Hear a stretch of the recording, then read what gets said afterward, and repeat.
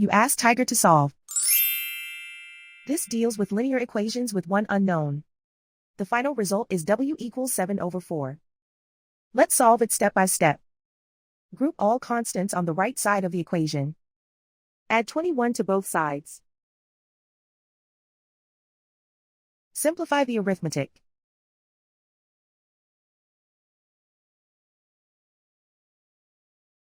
Isolate the w. Divide both sides by 12. Simplify the fraction. Find the greatest common factor of the numerator and denominator.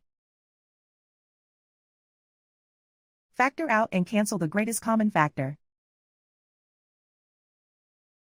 And so the final result is w equals 7/4.